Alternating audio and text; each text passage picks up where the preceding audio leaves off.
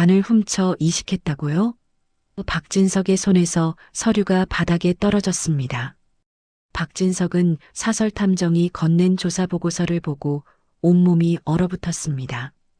보고서에는 믿을 수 없는 내용이 적혀 있었습니다. 한우진의 간 이식 수술, 그간의 출처가 30년 동안 행방불명이었던 쌍둥이 여동생이라는 겁니다. 박진석은 숨이 막혔습니다. 박진석은 보고서를 계속 읽었습니다. 고성이가 쌍둥이를 출산했고 그중 한 명인 지은호를 유기한 뒤 사망신고까지 완료했습니다.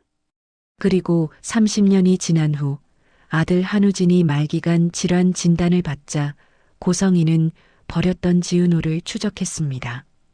박진석은 손이 떨렸습니다. 이게 대체 무슨 계획이었던 거야?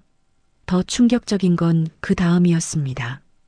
고성이는 지은호를 찾아낸 후간 이식을 강요하기 위해 10억 원을 제시했고 지은호의 양어머니 정순이에게도 거액을 건넸습니다.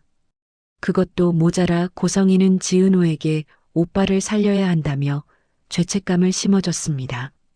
박진석은 보고서를 읽으며 구역질이 났습니다. 이건 사람이 할 짓이 아니야. 완전히 계획된 범죄잖아. 박진석은 호탕하고 거침없는 상남자 스타일이었지만 이 순간만큼은 말을 잇지 못했습니다. 박진석은 사설탐정에게 물었습니다. 이 증거들 확실한 거요? 사설탐정은 고개를 끄덕였습니다. 네, 회장님. 병원 기록, 금융거래 내역, 증인 진술까지 전부 확보했습니다.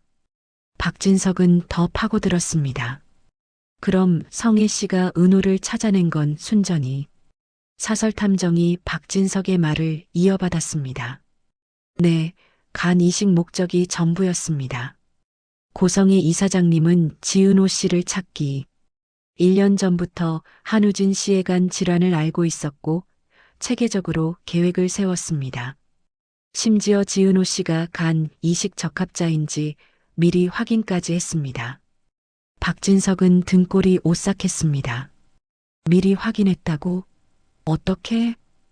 사설탐정은 서류를 넘겼습니다. 지은호 씨가 모르는 사이에 DNA 검사를 했습니다. 카페에서 사용한 컵을 수거해서 검사했더라고요.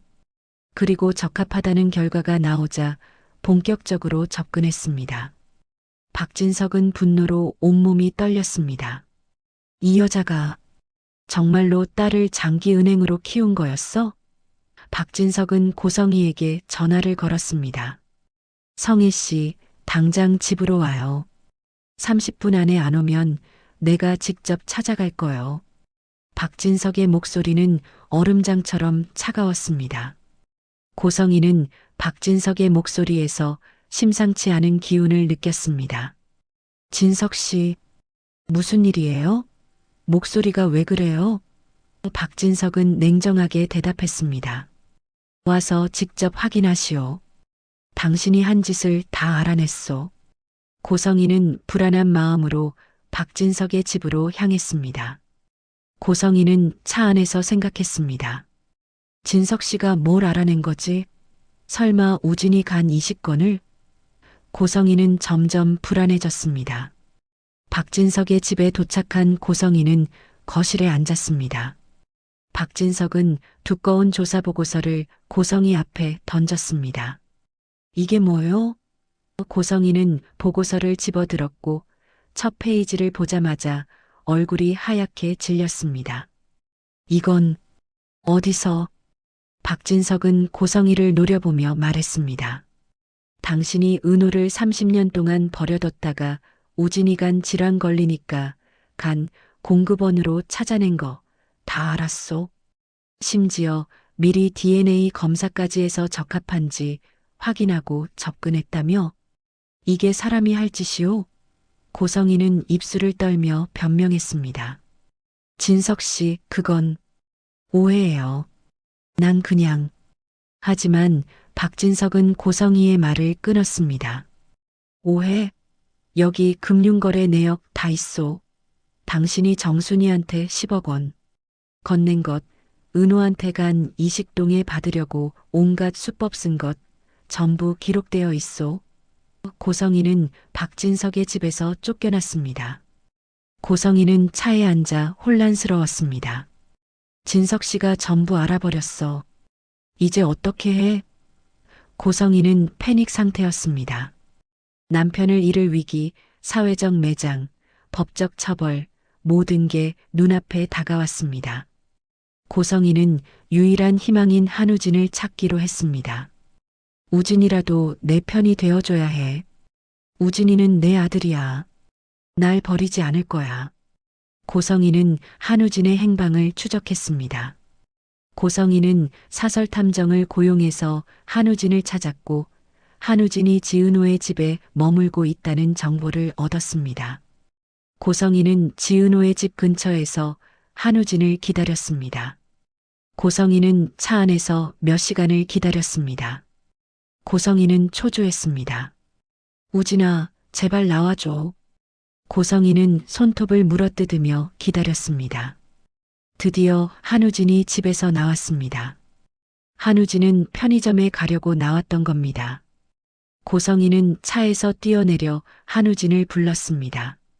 우진아, 우진아. 고성이의 목소리는 절박했습니다. 한우진은 어머니를 보고 깜짝 놀랐습니다. 한우진은 뒤로 물러서며 말했습니다. 엄마, 여기서 뭐해? 고성이는 한우진에게 다가가려 했지만 한우진은 계속 뒤로 물러섰습니다. 엄마, 가까이 오지 마. 고성이는 한우진을 붙잡으려 했습니다. 우진아, 엄마 좀 도와줘. 엄마가 큰일 났어. 한우진은 어머니의 손을 뿌리치며 말했습니다. 엄마, 나 엄마 도와줄 수 없어. 엄마가 은호 누나한테 한 짓 다 알아. 고성이는 당황하며 물었습니다. 뭘 안다는 거야?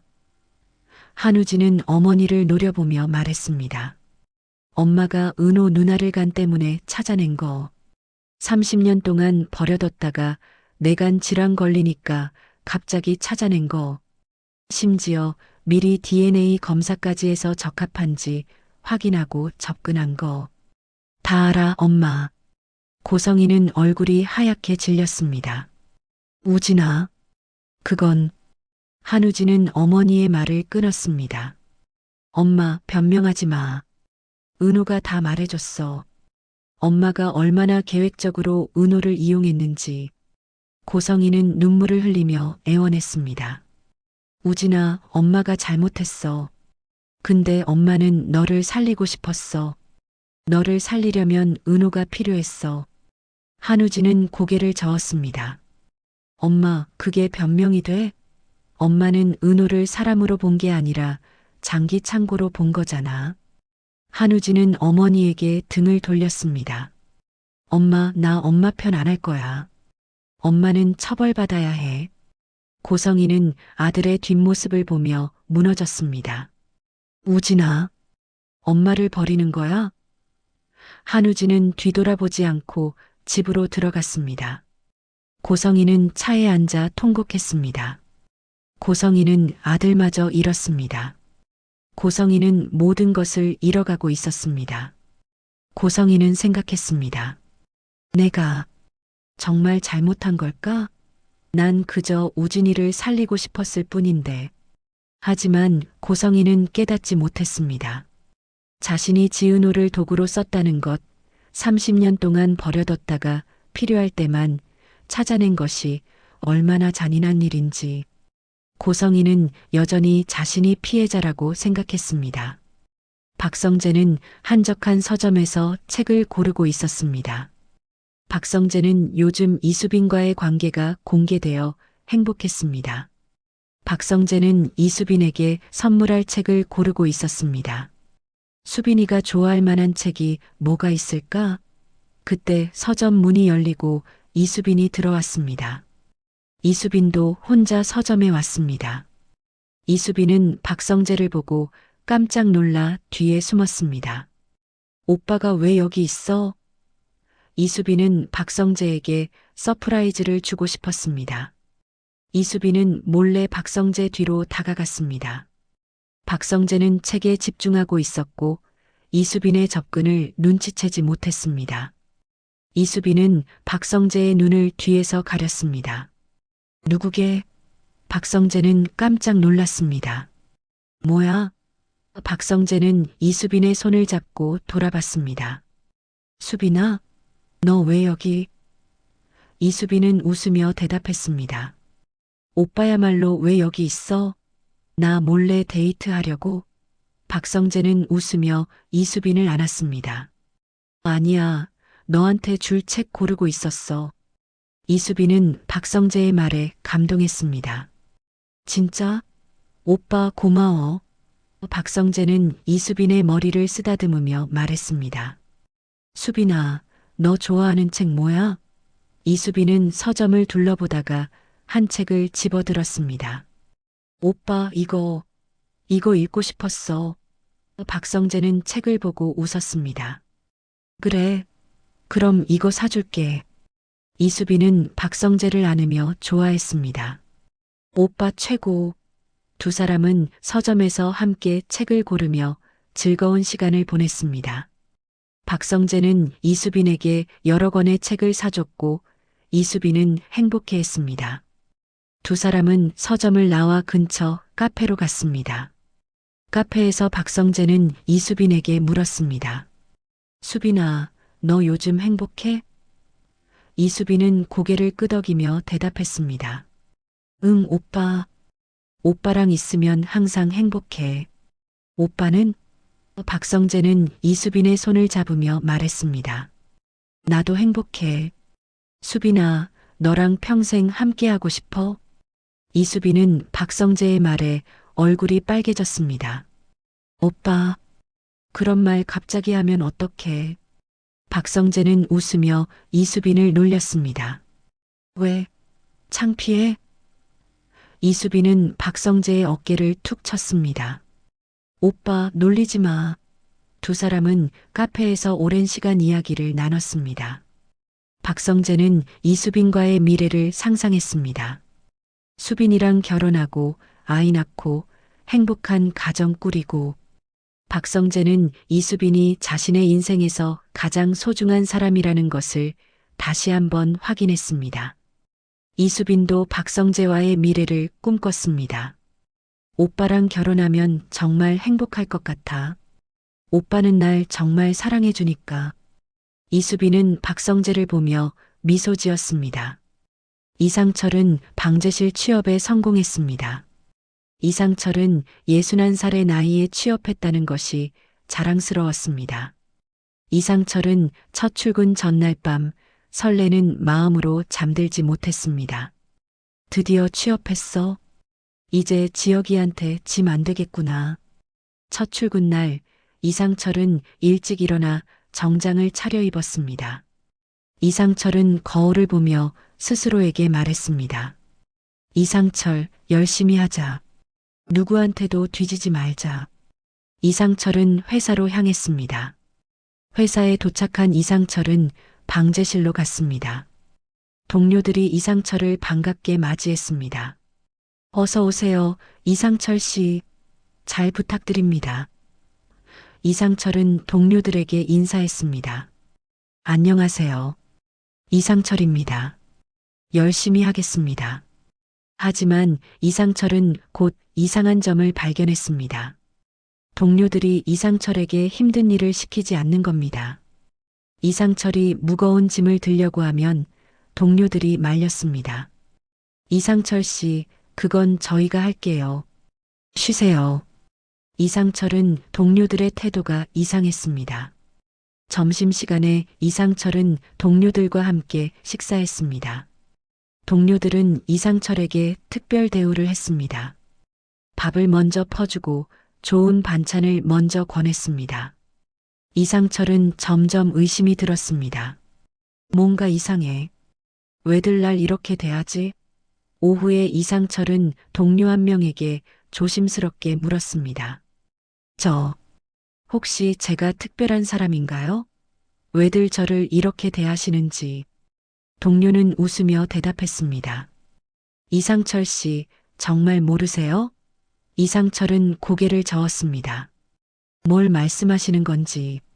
동료는 주변을 둘러보고 나서 작은 목소리로 말했습니다. 이상철 씨 아들분이 우리 회장님 아들이랑 친구래요. 그래서 이상철 씨가 특별 채용된 거래요. 낙하산이에요. 이상철은 귀를 의심했습니다. 뭐라고요? 낙하산? 동료는 고개를 끄덕였습니다. 네, 이상철 씨. 사실 이번 채용 자리는 원래 없었대요. 근데 회장님 아들이 이상철 씨 아들한테 부탁받아서 급하게 자리를 만들었대요. 이상철은 충격에 빠졌습니다. 내가 낙하산이었어? 실력으로 뽑힌 게 아니라. 이상철은 자존심이 무너지는 것을 느꼈습니다.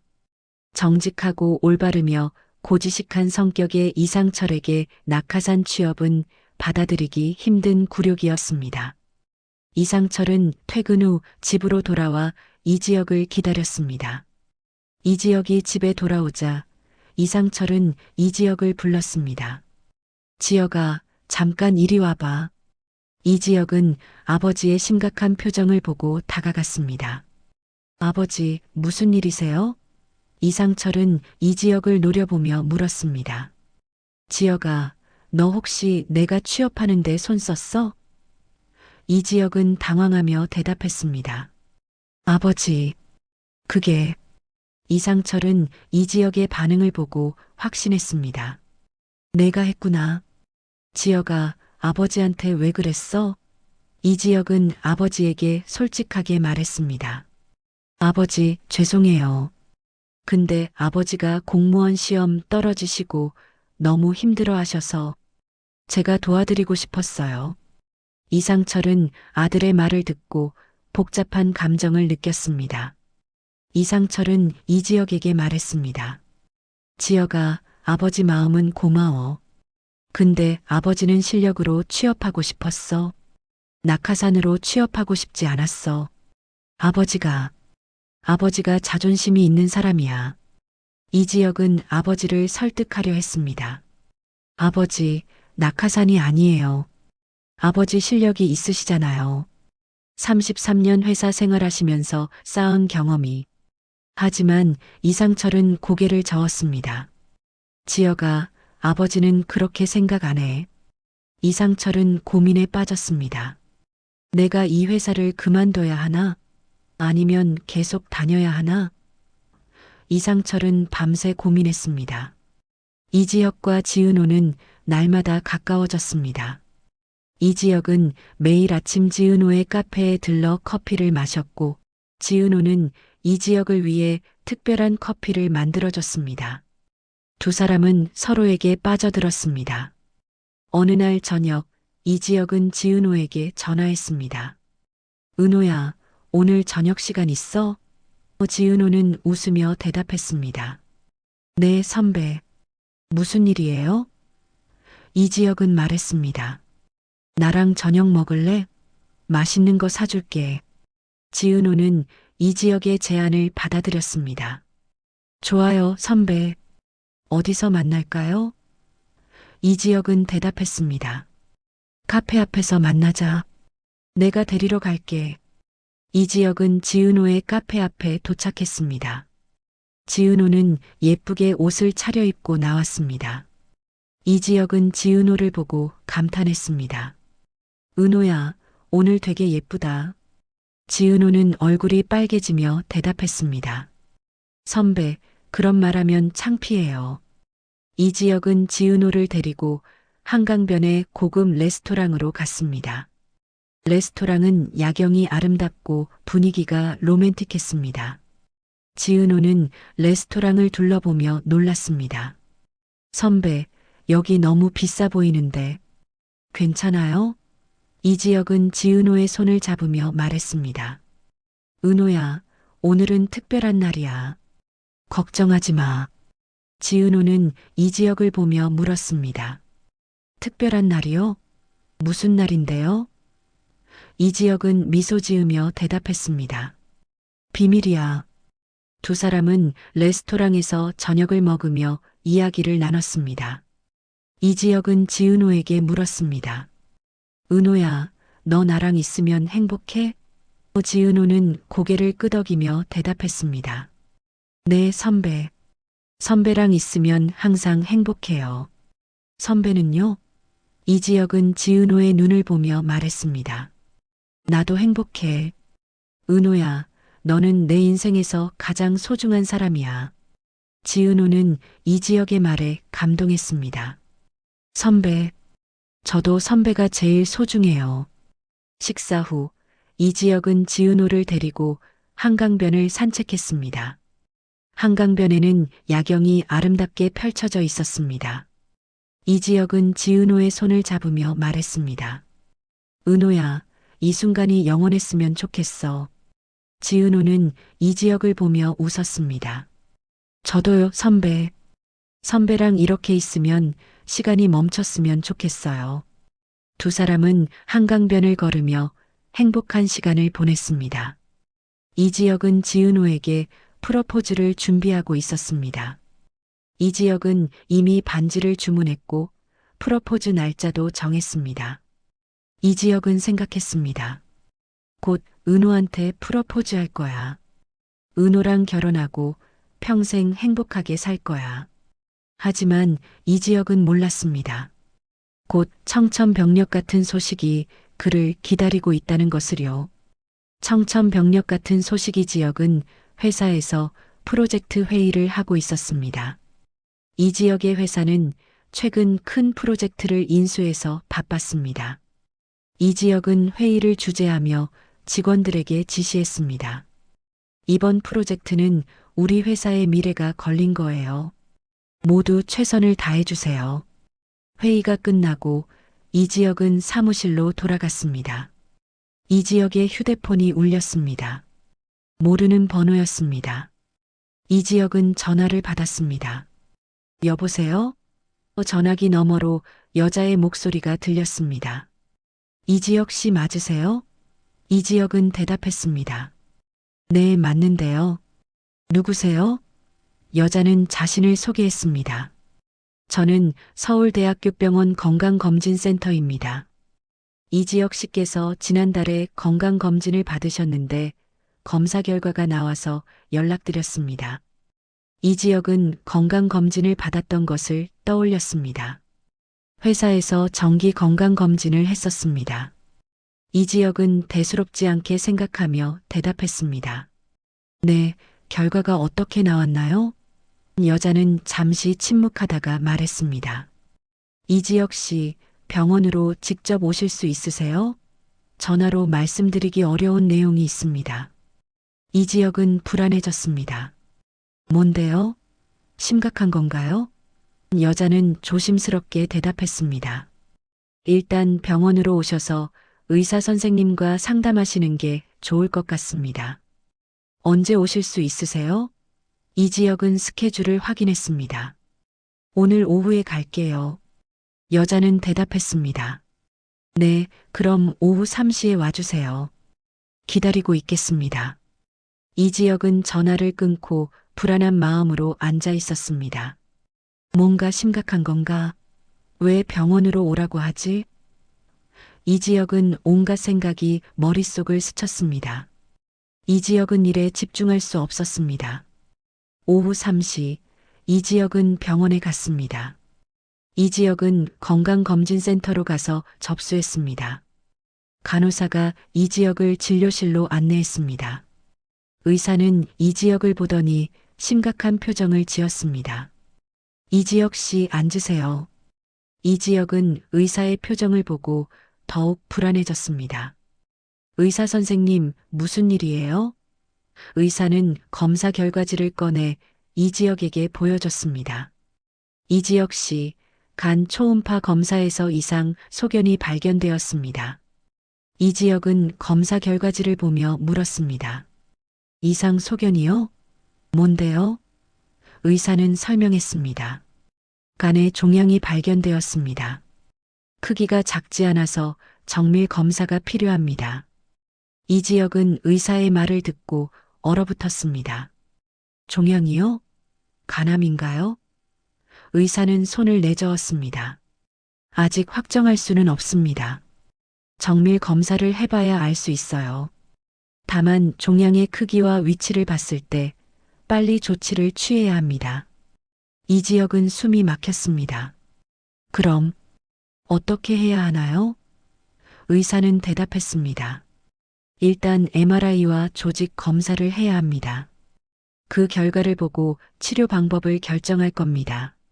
악성 종양이면 수술이 필요할 수 있고 양성 종양이어도 제거해야 할 수 있습니다. 이지혁은 현기증을 느꼈습니다.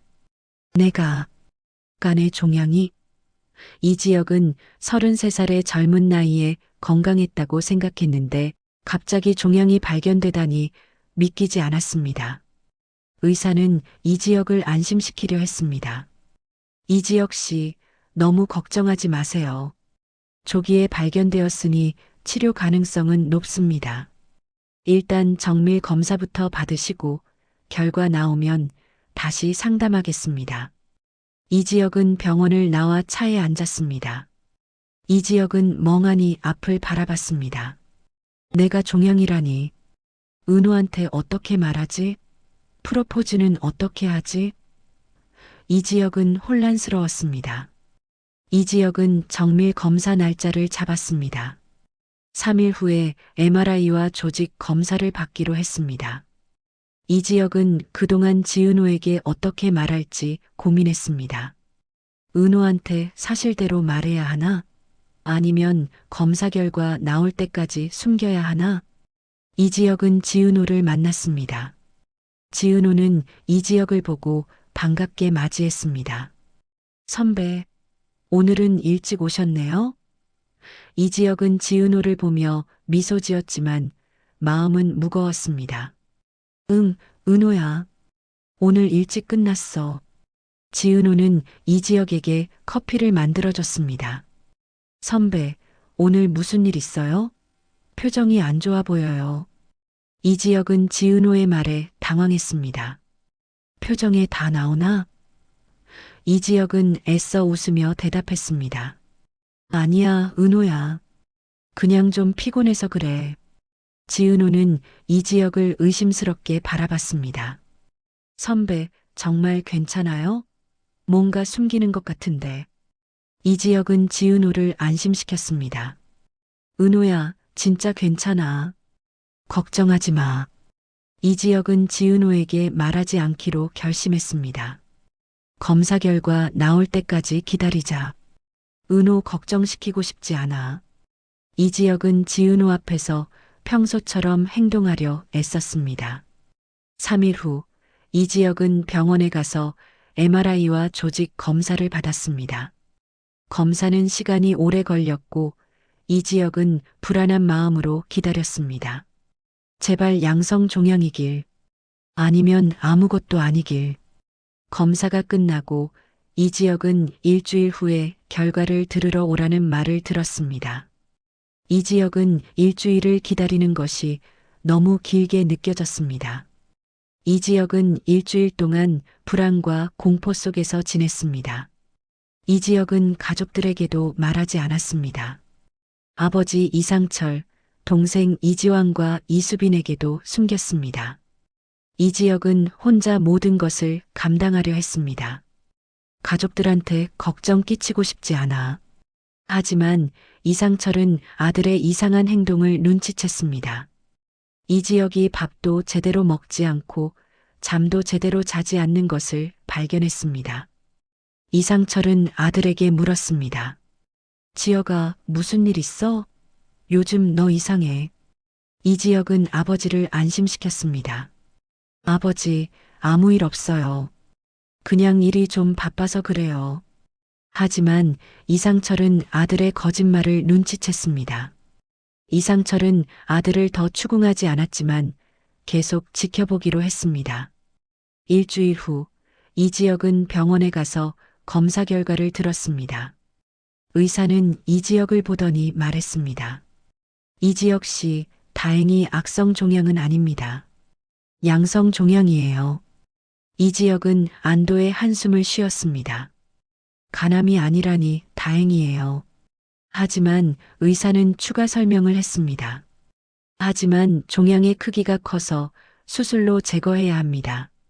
그리고 수술 후 최소 2-3개월은 회복 기간이 필요합니다. 이지혁은 의사의 말에 고민에 빠졌습니다. 수술을 받아야 한다고? 그리고 2-3개월을 쉬어야 한다고? 회사는 어떡하지? 은우한테는 뭐라고 말하지? 의사는 이지혁에게 말했습니다. 이지혁 씨, 빨리 수술을 받는 게 좋습니다. 종양이 더 커지기 전에 제거해야 합니다. 2주 안에 수술 날짜를 잡는 게 좋겠어요. 이지혁은 고개를 끄덕였습니다. 알겠습니다, 선생님. 수술 날짜 잡겠습니다. 이지혁은 병원을 나와 차에 앉았습니다. 이지혁은 생각했습니다. 이제 은우한테 말해야겠어. 더 이상 숨길 수 없어. 박진석은 고성희를 상대로 이혼 소송을 제기했습니다. 박진석은 변호사를 선임하고 고성희의 모든 범죄 증거를 법원에 제출했습니다. 박진석은 고성희와 완전히 결별하기로 결심했습니다. 박진석은 변호사와 상담했습니다. 변호사님, 이 증거들로 이혼 소송 이길 수 있겠소? 변호사는 증거 자료를 검토하고 나서 대답했습니다. 회장님, 이 정도 증거면 충분합니다. 고성애 씨의 범죄가 명백하니까 이혼 소송에서 이기실 겁니다. 그리고 재산 분할도 회장님께 유리하게 될 겁니다. 박진석은 고개를 끄덕였습니다. 그럼 바로 소송 진행해 주시오. 성애 씨와는 더 이상 함께할 수 없소. 변호사는 서류를 준비했습니다. 알겠습니다, 회장님. 바로 진행하겠습니다. 며칠 후 고성희는 이혼 소송 통지서를 받았습니다. 고성희는 통지서를 보고 패닉에 빠졌습니다. 진석 씨가 정말 이혼하려고 하네. 고성희는 즉시 변호사를 찾아갔습니다. 고성희의 변호사는 소송 내용을 검토하고 나서 말했습니다. 이사장님, 솔직히 말씀드리면 이 소송은 이기기 어렵습니다. 박진석 회장님이 확보한 증거가 너무 많습니다. 이사장님의 범죄 행위가 명백히 드러나 있습니다. 고성희는 변호사에게 애원했습니다. 변호사님, 뭐라도 해보세요. 제가 이혼당하면 재산도 다 잃고 사회적으로도 매장당합니다. 변호사는 고개를 저었습니다. 이사장님, 최선을 다하겠지만 승소 가능성은 매우 낮습니다. 재판이 시작되었습니다. 박진석은 법정에서 증언했습니다. 고성희는 쌍둥이를 출산하고 한 명을 유기했습니다. 그리고 30년 후 아들의 간 이식을 위해 유기했던 딸을 찾아냈습니다. 사전에 DNA 검사까지 해서 적합 여부를 확인하고 계획적으로 접근했습니다. 또한 제 딸 박영나와 이지환을 납치하려 했습니다. 고성희는 범죄자입니다. 고성희도 법정에서 증언했습니다. 저는 당시 상황이 어려웠습니다. 혼자 쌍둥이를 키울 수 없었습니다. 그리고 우진이를 살리기 위해 어쩔 수 없었습니다. 하지만 판사는 고성희의 변명을 받아들이지 않았습니다. 판사는 판결문을 낭독했습니다. 피고 고성희의 행위는 명백한 범죄 행위로 인정됩니다. 따라서 원고 박진석과 피고 고성희는 이혼을 허가합니다. 재산 분할은 원고에게 80%, 피고에게 20%로 합니다. 고성희는 법정에서 패소했습니다. 고성희는 남편도 잃고 재산의 대부분도 잃었습니다. 고성희는 법원을 나오며 무너졌습니다. 내가 모든 걸 잃었어. 박진석은 법원을 나오며 딸 박영나에게 전화했습니다. 영나야, 아빠가 성희 씨랑 이혼했어. 박영나는 전화기 너머로 대답했습니다. 아빠 잘하셨어요. 이제 아빠랑 저랑 행복하게 살아요. 박진석은 딸의 말에 위로받았습니다. 그래, 영나야. 우리 행복하게 살자. 그리고 지환이랑 결혼 준비해라. 아빠가 성대한 결혼식 준비해 줄게. 박영란은 아버지에게 감사했습니다. 아빠 고마워요. 사랑해요. 박진석은 딸의 말에 미소 지었습니다. 나도 사랑해, 영나야. 한우진은 지은호의 집에서 완전히 회복했습니다. 한우진은 이제 독립하기로 결심했습니다. 한우진은 지은호에게 말했습니다. 은호야, 나 이제 독립할게. 너한테 계속 신세지기 싫어. 지은호는 한우진을 보며 말했습니다. 우진아, 신세가 아니야. 우리 가족이잖아. 하지만 한우진은 고집했습니다. 은호야, 난 내 인생을 살고 싶어. 덕분에 많이 회복했어. 이제 내 길을 가고 싶어. 지은호는 한우진의 결심을 존중했습니다. 알겠어, 우진아. 내가 하고 싶은 대로 해. 근데 힘들면 언제든지 와. 한우진은 은호를 안으며 고마워했습니다. 너 아니었으면 난 어떻게 됐을지 몰라. 한우진은 자취방을 구했습니다. 작지만 아늑한 원룸이었습니다. 한우진은 자취방을 꾸미며 생각했습니다. 이제 진짜 내 인생이 시작되는구나. 고성이 엄마의 그늘에서 완전히 벗어났어. 한우진은 음악을 시작하기로 했습니다. 한우진은 어릴 적부터 음악을 좋아했지만 고성이가 반대해서 포기했었습니다. 하지만 이제는 자유로웠습니다. 한우진은 기타를 샀고 작곡 프로그램을 설치했습니다. 한우진은 매일 기타를 연습하고 작곡을 했습니다. 한우진의 음악은 점점 좋아졌습니다. 한우진은 자신의 경험을 노래로 만들었습니다. 어머니에게 버림받은 쌍둥이 동생, 과보호하는 어머니, 자유를 찾은 자신의 이야기를 노래로 표현했습니다. 한우진은 고성희와 완전히 연을 끊었습니다. 고성희가 한우진에게 전화하고 문자를 보냈지만 한우진은 답하지 않았습니다.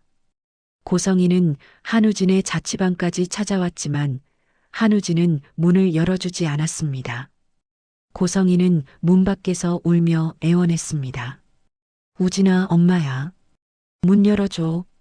엄마가 잘못했어. 제발. 하지만 한우진은 문을 열지 않았습니다. 한우진은 헤드폰을 끼고 음악을 들으며 어머니의 목소리를 차단했습니다. 고성희는 결국 포기하고 돌아갔습니다. 한우진은 헤드폰을 벗고 생각했습니다. 엄마, 미안해. 근데 난 엄마를 용서할 수 없어. 엄마가 은호 누나한테 한 짓을 생각하면 난 엄마를 엄마로 볼 수 없어. 한우진은 지은호, 박영나와 자주 만났습니다. 세 남매는 서로를 지지하며 살았습니다. 한우진은 생각했습니다. 우리 셋이 진짜 가족이야. 고성희 엄마는 이제 과거야.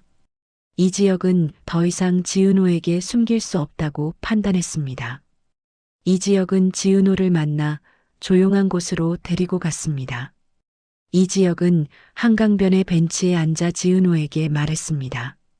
은호야, 너한테 할 말이 있어. 지은호는 이지혁의 심각한 표정을 보고 긴장했습니다. 무슨 일이에요, 선배? 표정이 안 좋아 보여요. 이지혁은 심호흡을 하고 말했습니다. 은호야, 나 건강검진에서 이상 소견이 나왔어. 간에 종양이 발견됐어. 지은호는 이지혁의 말을 듣고 얼굴이 하얗게 질렸습니다. 선배, 종양이요? 간암인가요? 이지혁은 지은호의 손을 잡으며 말했습니다. 아니야, 은호야. 다행히 양성 종양이야. 근데 수술로 제거해야 해. 지은호는 이지혁을 안으며 울었습니다. 선배, 괜찮을 거예요. 수술 잘 받으면 완치될 거예요. 이지혁은 지은호를 안으며 말했습니다. 은호야, 고마워. 내가 곁에 있어서 든든해. 지은호는 이지혁에게 물었습니다. 선배, 수술 언제 받아요? 이지혁은 대답했습니다. 2주 후에 수술 받기로 했어. 수술 후에 2-3개월 회복 기간이 필요하대. 지은호는 고개를 끄덕이며 말했습니다. 선배, 제가 수술 전후로 간호해 드릴게요. 선배 곁에 계속 있을게요. 이지혁은 지은호의 말에 감동했습니다. 은호야, 정말 고마워. 근데 너 카페 일은 어떻게? 지은호는 웃으며 대답했습니다. 카페는 수정이한테 맡기면 돼요. 선배가 더 중요해요. 이지혁은 지은호를 꼭 안으며 말했습니다. 은호야, 사랑해. 너 없으면 난 못 살 것 같아. 지은호는 이지혁의 품에 안기며 대답했습니다. 저도 사랑해요, 선배. 선배 없으면 저도 못 살아요. 두 사람은 한강변에서 서로를 안고 있었습니다. 이지혁은 생각했습니다. 수술 잘 받고 회복하면 바로 프러포즈 할 거야. 더 이상 미루지 않을 거야. 은호와 평생 함께하고 싶어. 이지혁은 가족들에게도 수술 사실을 알렸습니다. 이상철은 아들의 소식을 듣고 충격받았습니다. 지혁아, 내가 종양이라고? 이지혁은 아버지를 안심시켰습니다. 아버지, 양성 종양이에요. 수술 받으면 괜찮아요. 걱정하지 마세요. 이지환도 형의 소식을 듣고 걱정했습니다. 형, 괜찮아? 수술 무섭지 않아? 이지혁은 동생을 안심시켰습니다. 응, 지환아. 형 괜찮아. 걱정하지 마. 이수빈은 오빠의 소식을 듣고 울었습니다. 오빠 수술 잘 될 거죠? 오빠 아프면 안 돼요. 이지혁은 여동생을 안으며 말했습니다. 수빈아, 오빠 괜찮아. 수술 잘 받고 올게. 걱정하지 마. 고성이는 모든 것을 잃었습니다. 남편, 딸, 아들, 재산, 자유, 모든 것이 사라졌습니다. 고성이는 작은 원룸에서 혼자 살고 있었습니다. 고성이는 이혼 후 받은 재산 분할금으로 겨우 생활하고 있었습니다. 고성이는 원룸에 앉아 과거를 회상했습니다. 내가 어디서부터 잘못된 걸까? 쌍둥이를 낳았을 때, 은호를 버렸을 때, 아니면 우진이를 과보호했을 때, 고성이는 자신의 인생을 되돌아봤습니다. 고성이는 거울을 보며 자신을 바라봤습니다. 거울 속의 고성이는 늙고 지쳐 보였습니다. 고성이는 자신이 한때 아름답고 권력 있는 여자였다는 것을 믿을 수 없었습니다. 내가 이렇게 됐어. 고성이는 편지를 쓰기로 했습니다. 지은호, 한우진, 박영나에게 진심 어린 사과 편지를 쓰기로 했습니다.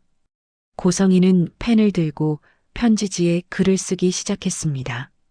은호에게 엄마가 너를 낳고 버려서 미안해. 엄마가 너를 30년 동안 버려뒀다가 우진이간 때문에 찾아낸 거 정말 미안해. 엄마가 너를 사랑하는 방법을 몰랐어. 엄마가 잘못했어. 용서해줘. 너가 행복하게 살길 바라. 고성이는 눈물을 흘리며 편지를 썼습니다. 한우진에게도 박영나에게도 똑같이 사과 편지를 썼습니다. 고성이는 편지를 봉투에 넣고 우체통에 넣었습니다. 하지만 아무도 답장하지 않았습니다. 고성이는 매일 우편함을 확인했지만 답장은 오지 않았습니다.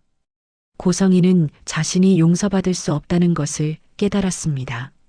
나는 용서받을 수 없어. 내가 한 짓이 너무 큰 죄야. 고성이는 혼자 남았습니다. 고성이는 과거를 뉘우치며 조용히 살았습니다. 고성이는 생각했습니다. 이게 내가 받을 벌이야. 혼자 외롭게 사는 게 내 운명이야. 이지혁의 수술날이 다가왔습니다. 이지혁은 병원에 입원했고 가족들과 지은호가 이지혁을 간호했습니다. 수술 전날 밤 이지혁은 지은호와 단둘이 있었습니다. 이지혁은 지은호의 손을 잡으며 말했습니다. 은호야, 수술 잘 받고 나올게. 기다려줘. 지은호는 눈물을 흘리며 대답했습니다. 선배, 꼭 잘 받고 나와요. 제가 기다릴게요. 수술날 이지혁은 수술실로 들어갔습니다. 가족들과 지은호는 밖에서 기도하며 기다렸습니다. 수술은 5시간이나 걸렸습니다. 가족들과 지은호는 불안하게 기다렸습니다. 수술이 끝났습니다. 의사가 나와서 말했습니다. 수술 성공적으로 끝났습니다. 종양을 완전히 제거했어요. 회복만 잘하면 문제 없습니다. 가족들과 지은호는 안도의 한숨을 쉬었습니다. 이지혁은 회복실에서 깨어났습니다. 이지혁은 주변을 둘러보다가 지은호를 발견했습니다. 지은호는 이지혁의 침대 옆에서 이지혁의 손을 잡고 잠들어 있었습니다. 이지혁은 지은호를 보며 미소 지었습니다. 이지혁은 2개월 동안 회복했습니다. 지은호는 매일 병원에 와서 이지혁을 간호했습니다. 이지혁은 지은호 덕분에 빨리 회복했습니다. 완전히 회복한 이지혁은 지은호에게 프로포즈했습니다. 이지혁은 한강변에서 무릎을 꿇고 반지를 꺼냈습니다. 은호야, 나랑 결혼해 줄래? 너를 평생 사랑하고 지켜주고 싶어. 지은호는 눈물을 흘리며 대답했습니다. 네, 선배랑 결혼할게요. 두 사람은 서로를 안으며 행복해했습니다. 박영나와 이지환도 결혼했습니다. 박진석은 성대한 결혼식을 준비했고 두 사람은 행복하게 결혼 생활을 시작했습니다. 박성재와 이수빈도 결혼했습니다. 세 커플은 모두 행복한 결혼 생활을 시작했습니다. 한우진은 음악가로 데뷔했습니다. 한우진의 노래는 많은 사람들에게 감동을 주었습니다. 이상철은 회사에서 실력으로 인정받았습니다. 이상철은 자존감을 회복했고 행복했습니다. 모두가 행복한 결말을 맞이했습니다. 고성이만 혼자 남았지만 세 남매는 고성이를 용서하지 않았습니다. 고성이는 자신의 선택에 대한 대가를 치르며 살았습니다. 이 영상이 미쳤다 싶으면 좋아요, 구독, 알림 설정 필수. 박진석이 발견한 충격적 진실. 간 도구 계획 폭로. 이지혁 수술 성공. 새 커플 결혼. 해피엔딩. 댓글로 여러분 생각 들려주세요. 다음 화 놓치면 100% 후회합니다.